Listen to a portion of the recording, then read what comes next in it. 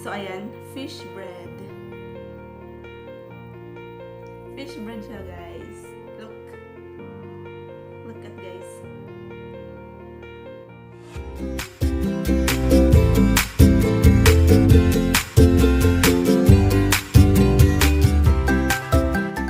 Guys, welcome back to my channel, and for today's video, we will do a mukbang. Magmumukbang tayo, guys. So, ang imumukbang natin ngayon ay ito. Tada! So, ito guys, ang imumukbang natin. Ito ay, kung tawagin siya sa Korea ay yeopang. Means bread. So, ayan, fish bread. Fish bread siya, guys. Look. Look at guys. Fish bread. In Korean, it is called a yeopang. Yeopang. Yeopang. So, yun. Yung nasa loob niya is chocolate. Chocolate yung nasa loob niya. May palaman siya, guys. Diba? Isdang-isda siya. At saka, guys, siya nga pala. Itong yung pang na to, o fish bread. Fish bread, mukha siyang isda eh. Hindi to siya makikita o mabibili sa bakery. Sa streets lang to makikita. So, ito ay street food. Isa to sa mga street food ng Korea. Yes. Yan po. Hindi niyo po talaga ito siya makikita sa mga bakery. Hindi ko pa kasi nakita eh. So, ayan. Let's eat. So, I'll go to eat this with cider.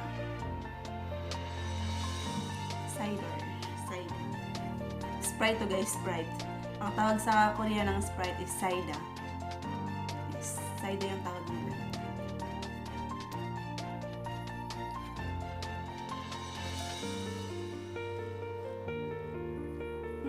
Sarap.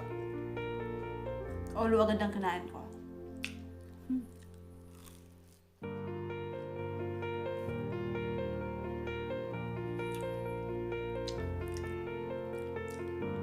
Guys, mali pala yung pagkasabi ko ng palaman niya is chocolate. Ang palaman pala talaga niya is yung red beans. Sabi kasi sa akin, chocolate daw or cream. Sabi ko chocolate. Yung pala eh, red beans yung nasa loob. Nilawa ko ng ano.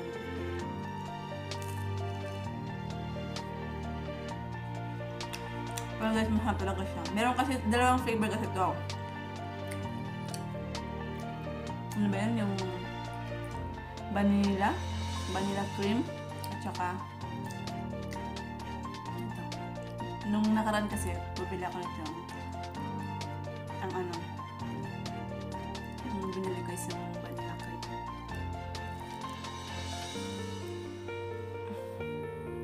Kain tayo guys. So, 5 piraso to. Wala yung kakain ito. Nakal pa nakaganito.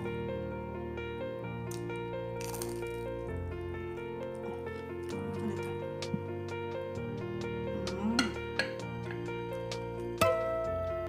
Bright idea.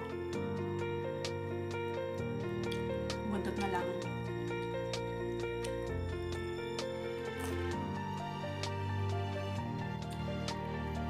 Ang sarap na guys. Papansin niyo ba yung orchid ko? Orchid ko sa tabi. Ano sa tingin niyo? Nakikita niyo. Totoo ba to o hindi? Ano tingin niyo?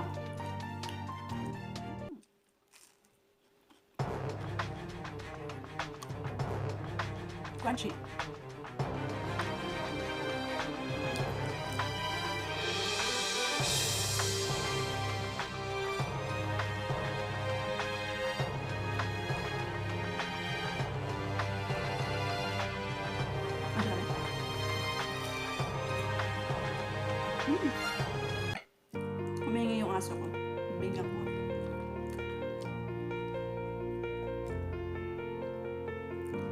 kumakain siya. Alam yung aso namin, kahit anong pagkain na ibigay mo, kinakain niya.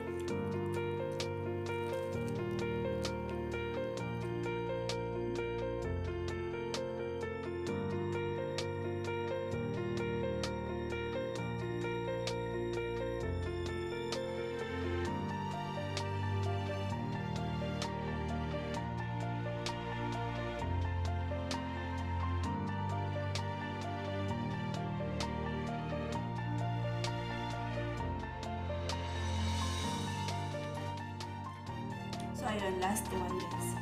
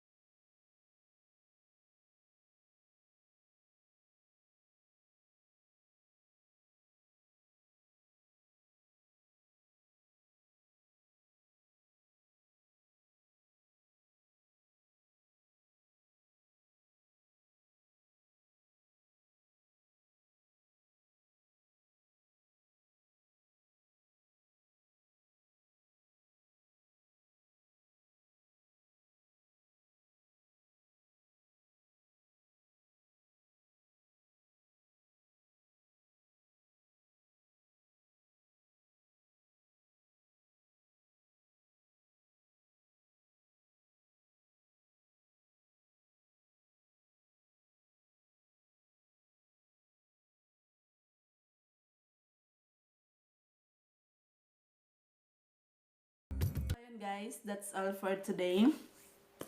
Hope you enjoy watching my video. So ayun, if you are new to my channel, please press the subscribe button and also the notification bell so that you are notified every time I have a new video. Thank you for watching, guys. Bye. See you to my next video.